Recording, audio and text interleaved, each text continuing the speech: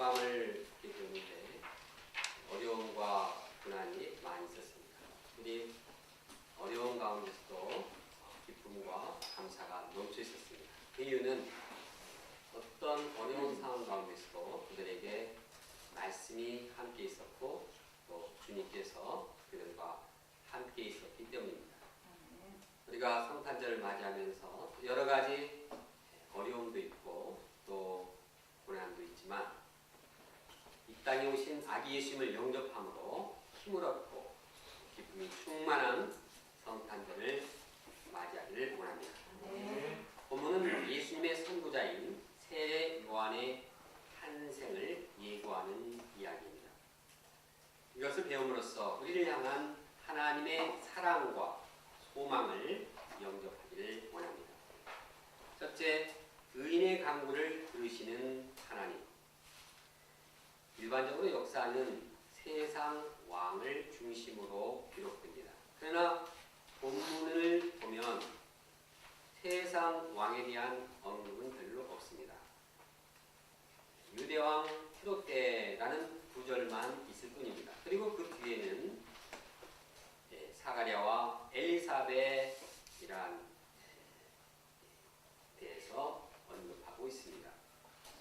남편 사가랴와 아내 엘리사벳은 제사장 가문의 이러한 사람들이었습니다. 그들은 신앙이 참 좋았습니다. 6절을 함께 읽어보겠습니다.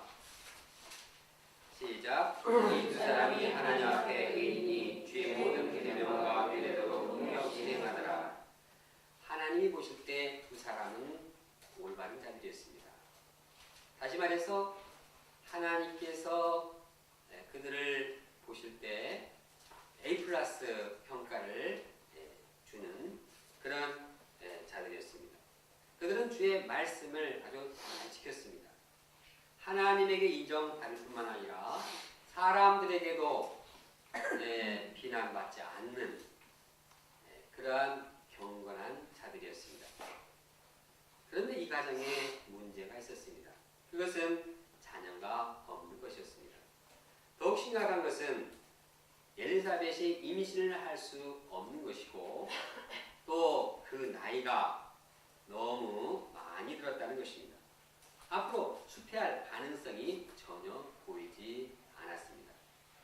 이러한 상황에서도 사가랴는 자기가 맡은 제사장의 직무를 충성스럽게 감당했습니다. 그러다가 그는 제비를 뽑아 성전에서 분향하는 기회를 얻게 되었습니다. 이런 기회는 일생일대 정말 영광스러운 기회였습니다. 당시 제사장이 2만 명이나 되는데 이 성전 안에서 제사를 드리는 기회를 갖기란 참으로 어려웠습니다. 특히 그가 성전에서 기도하는 직분인 분향을 드리는 이러한 기회를 얻는다는 것은 영광 중에 영광이었습니다. 사가랴는 제사장의 전례를 따라서 성전 내부에서 분향을 했습니다.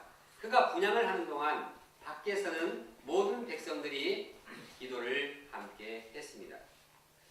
그들이 기도를 하고 있을 때 천사가 사가랴에게 나타나 말하고 있습니다. 사가랴는 이를 보고 놀라고 두려워했습니다. 다같이 13절을 함께 읽어보겠습니다. 시작. 두 사람에게 이르되 사가랴로 두려워하지 말라. 너의 간구함이 들린지라. 내 아내 엘리사벳이 내게 아들을 낳았으니 그 이름을 요한이라 하라. 하나님께서는 사가랴의 간구를 들으셨습니다. 사가랴가 어떤 간구를 드렸는지 본문에 나와 있지 않습니다. 그런데 그 내용을 유추할 수 있습니다. 사가랴가 아들 요한이 났을 때 그에 대해서 그때 찬양을 하고 있는데 사가랴의 찬양 내용을 보면 자기의 아들에 대해서는 언급하지 않았습니다. 그는 이 땅에 오시는 메시아 예수 그리스도를 찬양하고 있습니다. 이것을 볼 때 그는 평소에 아니 일생토록 항상 메시아가 오시기를 메시아가 이 땅에 오셔서 이 백성을 새롭게 하고 그들을 메시아가 다스리도록 간구한 것을 알 수가 있습니다. 또 사가랴뿐만 아니라 당시의 유대 모든 백성들은 이 땅에 오실 메시아, 하나님께서 예언하신 그 메시아가 올 것을 간구하고 있습니다. 이런 정황을 볼 때 사가랴의 기도는 메시아가 오시기를 간구하는 기도였으므로 봅니다. 아무튼 분명한 사실은 하나님께서 사가랴의 간구를 들으셨다는 사실입니다. 사가랴여 두려워하지 말라 너의 간구함이 들린지라. 하나님께서는 의인 사가랴의 기도를 들으셨습니다. 더 나아가서 그와 함께 기도한 모든 백성들의 기도를 들으셨습니다. 이것이 복음 역사를 새롭게 시작하는 원동력이 되었습니다. 복음 역사는 의인의 간구를 하나님께서 들으심으로부터 시작됩니다. 그와 함께 기도하는 자들의 간구를 하나님께서 들으심으로부터 시작됩니다. 기도를 받으신 하나님께서 새로운 소망의 역사를 펼치십니다. 다시 말해 하나님께서는 기도하는 자를 귀하게 여기시고 그들을 통해서 새 역사를 이루어 나가십니다. 당시 상황을 살펴봅니다. 그 시대는 총체적으로 어두웠습니다. 유대왕이 헤롯이었는데 그는 아주 살인을 일삼았습니다. 그는 자기의 권력의 위협을 느끼게 되었을 때 누구든지 가차없이 다 죽였습니다. 그는 10명의 아내 중 2명을 죽였고 세 아들을 죽였고 처남을 죽였고 초족을 죽였습니다. 아주 나중에는 예루살렘 지역에 있는 이 두 살 아래에 있는 모든 아이들을 다 죽였습니다. 그는 살인마였습니다. 이처럼 잔악한 왕이 다스리는 그 나라는 얼마나 슬프고 억눌림에서 힘들었을까요? 요즘 북한 주민들이 너무나 고생을 많이 하는데 아마 그들 역시 이처럼 고생을 많이 하고 힘든 생활을 했을 것입니다. 영적으로도 그들은 타락했습니다. 종교 지도자들은 양들에게 관심이 없었습니다. 자기의 사리 사욕을 추구하는 데 바빴습니다. 종교 지도자들이 헤롯왕이나 정치 지도자들에게 아부하면서 그들에게 잘 보이고 그들의 명령을 따랐습니다. 사회적으로 그 땅에는 가난하고 병들고 귀신 들린 자들이 많이 있었습니다. 거기에는 아무런 소망이 보이지 않았습니다. 이렇게 소망이 없는 이러한 시대 가운데서 사가랴와 엘리사벳의 엘리사벳은 하나님께 기도했습니다. 그리고 그 사가랴의 간구를 들으신 하나님께서 새로운 역사를 시작하셨습니다. 물론 사가랴에게도 가정에 심각한 문제가 있었습니다. 그 문제가 어렵기 때문에 거기에 마음이 어두워지기 쉬웠습니다. 그리고 하나님께 나아가기가 어려웠습니다. 그러나 이러한 가정의 어려운 문제, 심각한 문제를 있더라도 이제 그는 하나님께 간구했습니다. 하나님께서는 그 간구를 들으시고 선구자 요한을 탄생케 하시고 더 나아가서 메시아 예수 그리스도를 이 땅에 탄생하게 하셨습니다. 이것이 주님께서 일하는 방법입니다. 주님께서는 의인의 간구를 들으시고 일하십니다. 어떻게 일하신다고요?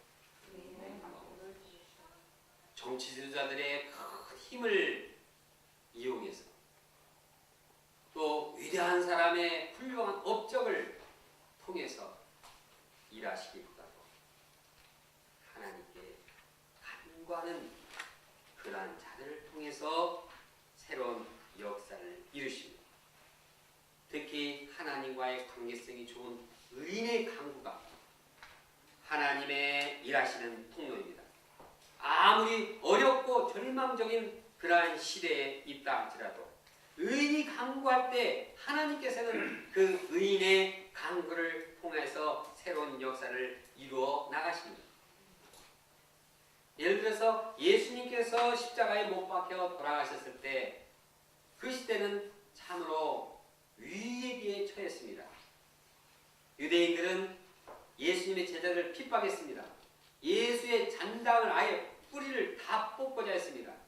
제자들은 두려워 떨었습니다. 도망갔습니다. 그러나 그런 가운데서 마가의 다락방에서 이제 소수의 성도들이 기도했습니다. 하나님께서는 그 기도를 들으시고 성령의 충만함을 허락하셨습니다. 그래서 복음이 예루살렘과 유대와 사마리아 땅끝까지 다 전파되게 하셨습니다. 요즘에도 주님께서는 이와 같이 일하시는 분입니다. 이 시대 상황은 한마디로 어렵습니다. 요즘 TV를 보면 똑같은 이 청와대 문건 유출 사건이 그렇게 많이 나오는지. 요즘은 또 어제 보니까 땅콩 휘양 사건이 참 길게 보도되어 가지고 우리의 마음을 어둡게 합니다. 경제적으로 어둡습니다. 한국뿐만 아니라 세계 경제가 참 위기에 처해 있습니다. 사회적으로 볼 때도 범죄가 점점 더 심각해지고 있습니다.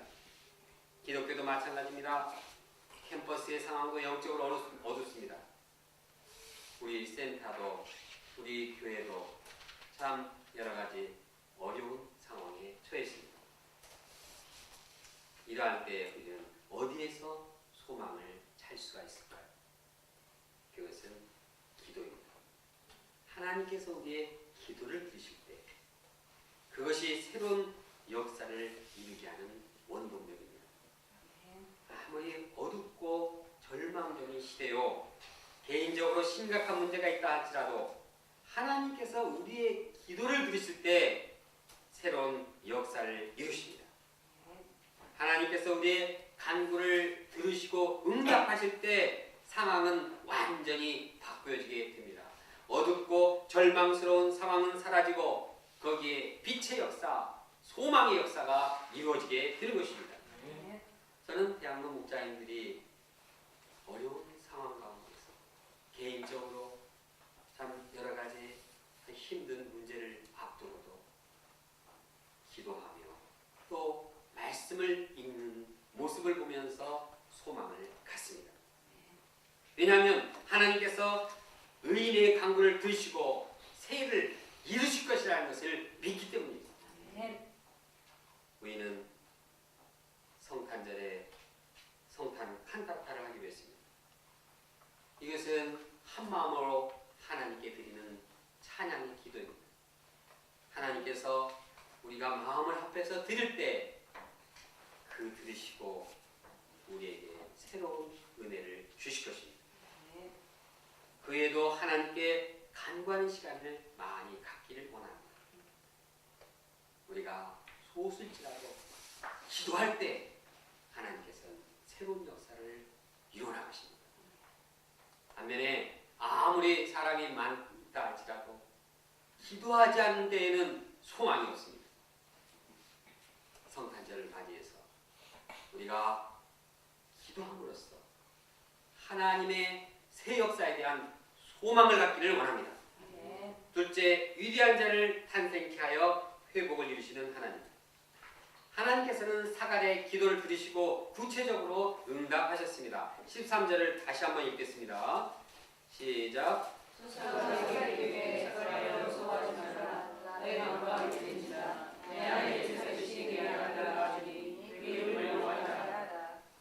하나님께서는 사갈의 기도를 들으시고 구체적으로 아들을 낳게 하셨습니다. 그리고 그 아들의 이름을 요한이라고 붙여주셨습니다. 천사는 태어날 요한이 어떤 자인가를 말씀하고 있습니다. 15절, 16절 함께 읽겠습니다. 시작. 이는 그가 주 앞에 그대가 되며 포도주나 독한 술을 마시지 아니하며 모태부터 성령의 충만을 받아 이스라엘 자손을 주고 그들의 하나님께로 많이 돌아오게 하였습니다. 요한은 주님이 보실 때 큰 자입니다. 영적으로 위대한 자입니다. 그는 독주나 포도주를 마시지 않는 구별된 자가 될 것입니다. 그는 어머니 뱃속으로부터 성령의 충만함을 받고 성장할 것입니다. 그러면 그가 이 땅에서 하는 일은 무엇입니까? 그것은 이스라엘 자손을 많이 하나님께로 돌아오게 하는 것입니다. 16절과 17절도 함께 읽겠습니다. 시작. 이스라엘 자손을 주고 그들의 하나님께로 많이 돌아오게 하셨습니다. 그가 또 엘리야의 신령과 능력으로 주 앞에 먼저 와서 아버지의 마음을 자식에게 거스린 자를 의인의 세계에 돌아오게 하고 주를 위하여 세운 백성을 준비하리라. 요한은 많은 사람들을 하나님께로 돌아오게 합니다. 구체적으로 아비의 마음을 자식에게로 향하게 합니다.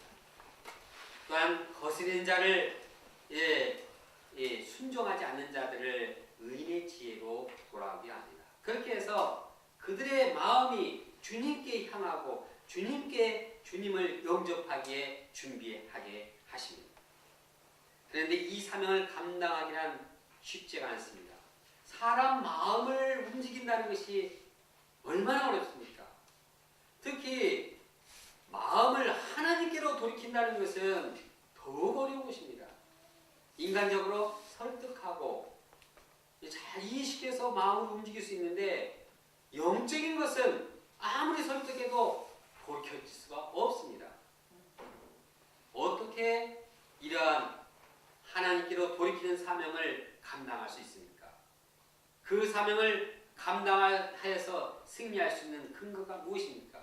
그것은 엘리야의 심령과 능력을 갖는 것입니다.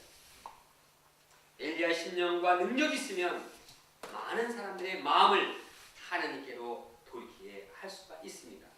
엘리야가 어떤 사람입니까?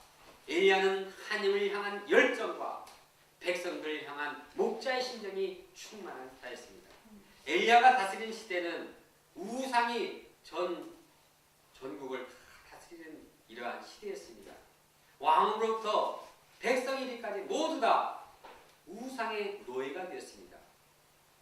종교 지도자들, 바알 선자들, 아세라 선자들이 아주 전 지역을 휘어잡고 하나님을 다 배반하게 했습니다.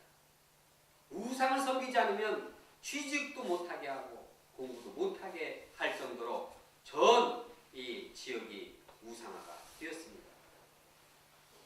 그럴 때 이제 엘리야는 백성들의 그 마음에 회개를 촉구했습니다. 너희가 하나님을 믿느냐 우상을 섬기느냐 머뭇머뭇하지 말고 가려면 우상으로 가든지 회개하고 하나님을 쫓든지 하라고 아주 회개를 촉구했습니다. 그리고 그는 수백 명의 바알 선자들을 갈멜산으로 데려와서 싸움을 했습니다. 그 싸움이 어떤 싸움입니까? 제단을 놓고서 이제 자기 신을 불러서 응답하는 자가 그 신이 진짜 하나님이라고 이렇게 하나님을 나타내는 것이었습니다. 그들은 바알 선자들은 먼저 기도했습니다. 천천히 기도하다가 아무런 응답이 없으니까 소리를 높였습니다. 바알. 아무리 바알 거려도 소리가 나지 아무런 반응이 없었습니다. 그러자 이제는 창과 칼로 막 자기 몸을 이렇게 피를 냈습니다. 그렇게 하면 자기들이 섬기는 신이 그걸 보고 불쌍히 여기셔서 응답을 할 것으로 기대했습니다. 그러나 그들에게는 신의 한 수가 없었습니다. 아무리 불러도 반응이 없었습니다. 엘리야가 왔습니다. 엘리야는 산에 그 제단 있는 그 재물에다가 나무에다가 막 물을 철철 넘치게 부었습니다. 불을 붙여야 되는데 물을 부으니까 막 물이 흘러가지고 도랑에서 물이 흘렀습니다. 그리고 하나님께 기도했습니다. 그러자 하늘에서부터 불이 내려 제단을 확 살렸습니다. 이것을 본 백성들은 진정한 하나님은 유일한 여호와 하나님이시구나 마음을 회개하고 그 마음을 하나님께로 돌이켰습니다. 이처럼 세례 요한이 엘리야의 신념과 능력을 가지고 도전할 때 많은 사람을 하나님께로 돌이킬 수가 있는 것입니다. 그러기에 이 엘리야와 같은 세례 요한의 탄생은 많은 사람들에게 기쁨과 즐거움이 되는 것입니다. 그의 탄생은 부모인 사가랴와 엘리사벳에게만 기쁨이 되는 것이 아닙니다. 선사는 말합니다. 너도 기뻐하고 즐거워할 것이요 많은 사람도 그의 태어남을 기뻐하리니. 성탄절이 기쁜 이유는 예수님이 탄생하기 때문에 기쁜 것입니다. 그런데 또 다른 기쁨은 세례 요한이 탄생하기 때문에 기쁜 것입니다. 메시아의 선구자, 많은 사람을 하나님께로 돌이키는 그 세례 요한의 탄생이 또 하나의 기쁜 일인 것입니다. 세례 요한의 탄생으로 인해서 예수 그리스도께서 이제 활발하게 구원 역사를 펼치실 것입니다. 그러므로 성탄절을 준비하며 우리 가운데 세례 요한과 같은 종을 보내주시도록 기도하겠습니다. 이 땅에는 다양한 사람들이 필요합니다. 여러 가지 은사를 가지고 여러 가지 직분을 가진 자들이 필요합니다. 그러나 영적으로 볼 때 꼭 필요한 사람이 있습니다. 그것이 누구입니까? 많은 사람을 주님께로 돌이키게 하는 요한과 같은 사람입니다. 엘리야의 능력을 가진 제2의 요한, 제3의 요한이 있을 때 그를 통해서 많은 사람이 하나님께로 돌아오게 되는 것입니다. 세례 요한 같은 자가 있을 때 예수 그리스도의 구원 역사가 활발하게 이루어 나가게 되는 것입니다. 그래서 어둠의 역사가 빛의 역사로 전환되고 절망은 소망으로 전환될 것입니다. 요한과 같은 위대한 탄생이 있을 때 우리 모든 자에게 기쁨이 됩니다. 그러므로 우리는 성탄절을 맞이하면서 예수님이 탄생을 기뻐하면서 먼저 세례 요한과 같은 자들이 우리에게서 나와서 우리의 기쁨이 되기를 기대할 것입니다. 어떻게 우리 가운데 세례 요한과 같은 위대한 인물이 탄생할 수 있을까요? 그것은 우리의 기도를 하나님께서 들으실 때 가능합니다. 사가랴 가정과 모든 백성들의 기도를 들으신 하나님께서 세례 요한을 보내주신 것처럼 우리가 간구할 때 하나님께서 들으시고 요한과 같은 위대한 인물을 보내주실 것을 믿습니다. 어떻게 요한과 같은 위대한 인물을 양성할 수 있을까요? 우리가 기도함으로써 우리 공동체가 성령의 충만함으로 모태 역할을 할 때 가능한 것입니다. 사가랴 가정이 기도할 때 그 기도가 엘리사벳의 이 성령을 충만케 했고 엘리사벳의 그 성령의 충만함은 세례 요한 아기의 이 태아에 있는 아기의 성령의 충만함으로 연결되었습니다.